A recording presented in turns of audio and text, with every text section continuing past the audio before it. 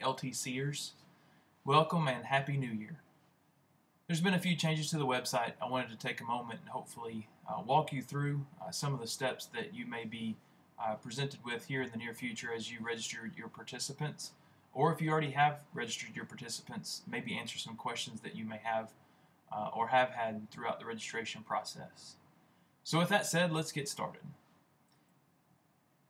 On the menu bar, most of your time will be spent over here under the My SELTC tab. This houses all of the church coordinator registration forms, participants forms, judges, additional t-shirt forms, and a newly added scholarship form. There are some other options here that will be populated as we go along, so hang in there, we'll get some more information to you. So the first step obviously is to fill out the form for your church registration. Once you do that, you can continue on through the participant registration, which we'll talk about here in detail. As you click on this page, you'll arrive here and you'll see this button here with the new participant form, which is generally where you'll start.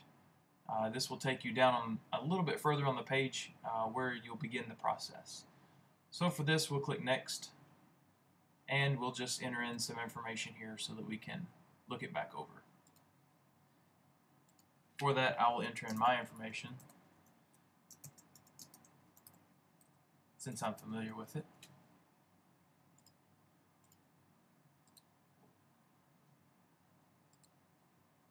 If you're wondering why there isn't an option for adult here, that reason is we have Family Bible Bowl, which is available to adults.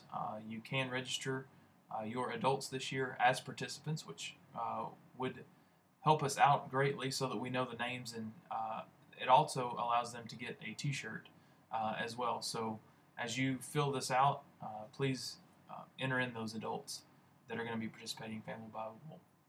So as we look at this, just to give it some information, I'm just going to click on a couple here at the very beginning, and then we'll move through this. Obviously, you'll want to click on the events that are relevant to each participant. You'll notice there's an add and a remove column. The add simply does what it says. You'll want to add someone to an event. That's what you'll click. But let's say halfway through the season, Sally walks up to you and says, "Hey, I no longer want to do this event." You'll go back through and you'll type in the same information as you just did, her name, all the other relevant information that goes along with it, and then you'll come back through in the event. Let's just say she decided she didn't want to do children's book. You'd click remove right here. You don't have to fill out any of the other information. Any of the other events will not be affected, just the one that she wants to be removed from. So we'll go through and click on a few more events. These are the challenge events, just to give us some data to look at. And now we've entered in some of, to look at some of the event, convention event. We'll click on these two just to move through. And then we'll get to our team events. Our team events, what you'll want to do is, let's just say, for example, you have Sally who's on a Bible Bowl team.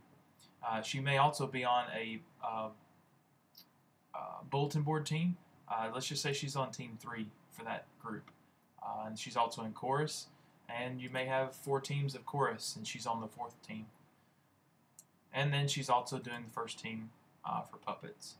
You'll want to know what these groupings are and what teams that each of the individuals are on, and keep track of that throughout.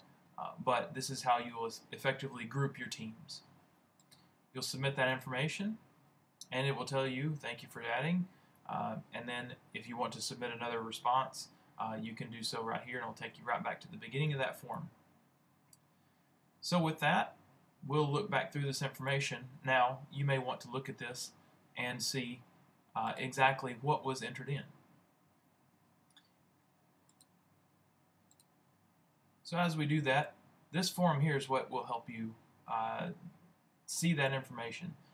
If we want to view the existing participant information, which is below, you can see a number of participants have already been added, but the one that we most recently entered was this one here at the bottom. It provides the date and the timestamp of when that was entered in. So you can see that here's all the relevant information that I typed in. These checks or X's here pertain to the events which we clicked on, the first two of each group. So we'll continue on this line here, come across, you can see there was 2 more events that were entered in, and 2 more events, and now you can see Team 1, Team 3, Team 4, Team 1 for each of the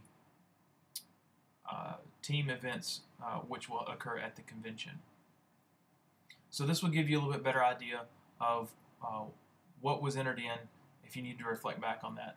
There are some filters at the top. So let's just say, for example, I just want to see the ones that pertain to my congregation, and I can look at my individuals here. This is the only one that's entered in for Jackson Street, which we just put in. This is the one that you'll see.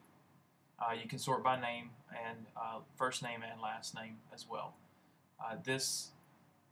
We can remove that filter if you want to look at one that's a little bit larger for one of the other registrants that we have here. There's several other people here, and you can filter then by names and by last name as well. So hopefully this will give you a little bit better idea of what the participant registration form will be, as well as how to get to the relevant data or information that you may have already entered in. The last few things that I'll talk about here, the judge's registration, it's a similar form. You'll go through, put in the names and the events that you want to set up judges for, additional t-shirts as well for anyone that's participating with that. The scholarship form, this form has been added to the website, similar to the other form that you just walked through for participant information. You'll start enter in the relevant information. It can be yourself, it can be a parent. You'll just want to tell us that information at the end as to who entered that information. The scholarship form also has an essay portion, so you'll want to have the essay prepared and ready when you complete the scholarship form. Once everything is in, that will come to us. We will review that information at the according time or appropriate time when we review all of the scholarship forms. Hopefully, this will have answered some questions for you. If there are any questions, you can always submit those via email or contact us via the information on the web. Our email address is seltc.office@gmail.com.